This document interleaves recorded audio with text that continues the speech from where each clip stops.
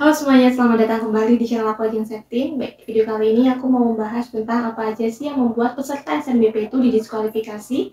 Apakah kalian itu termasuk dalam kriteria-kriteria yang aku sebutkan nanti, sehingga menyebabkan kalian tidak lolos karena diskualifikasi dari panitia SNPNB. Oke, langsung saja penjelasannya berikut ini. Yang pertama, karena kalian melakukan kesalahan pada administrasi. Contoh yang sering kali menyebabkan kegagalan seleksi administrasi pada SNPNB, khususnya SNBP, adalah pada foto. Foto-foto yang tidak jelas, buram, menggunakan aksesoris tambahan seperti misalnya topi, anting bagi cowok, yang kemudian menutupi area wajah kalian, itu akan membuat kalian tereliminasi atau tidak lolos di seleksi tahap administrasi. Dari SNPNB itu memberikan ketentuan bahwasannya foto yang kalian unggah adalah pas foto dari kepala sampai dengan dada. Nah, tetapi kalau misalnya kalian unggahnya itu foto selfie ataupun foto full badan, nah itu akan tereliminasi di tahap administrasi. Apalagi buat yang unggah bukan fotonya sendiri, contohnya foto idol dan lain sebagainya. Nah, itu pernah kejadian di beberapa tahun lalu, ada peserta yang mengunggah foto idol itu didiskualifikasi. Kemudian hal kedua yang bisa menyebabkan kalian tidak lolos di seleksi administrasi sehingga didiskualifikasi pada SNPNB adalah manipulasi data. Seperti misalnya nilai rapot yang dimasukkan, piagam yang kalian lampirkan, maupun data-data lain yang telah kalian isikan di menu SNBP tetapi tidak sesuai dengan kenyataannya. Nanti setelah pengumuman, apabila kalian diterima di SNBP, maka kalian diminta untuk mengumpulkan semua berkas-berkas yang kalian lampirkan pada saat pendaftaran.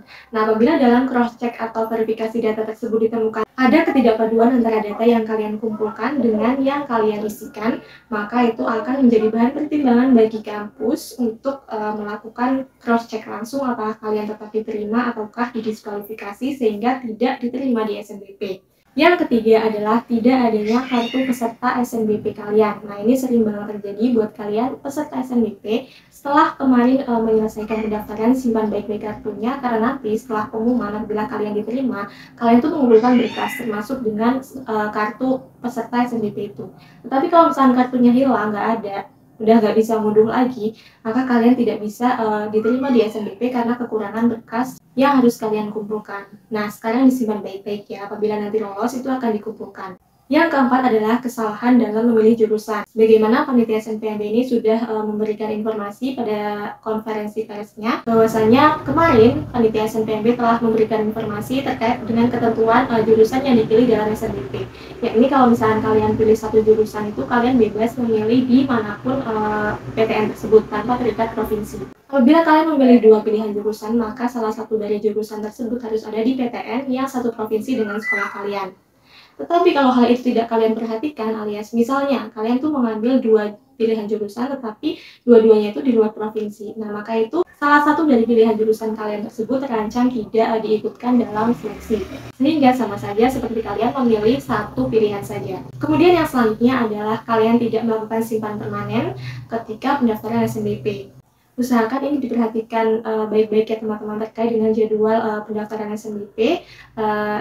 Sebaiknya kalian tuh melakukan simpan permanen atau finalisasi jauh dari waktu penutupan, karena biasanya nanti kalau penutupan itu servernya akan down atau error, sehingga kalau misalnya diakses pada saat waktu menjelang penutupan itu susah gitu.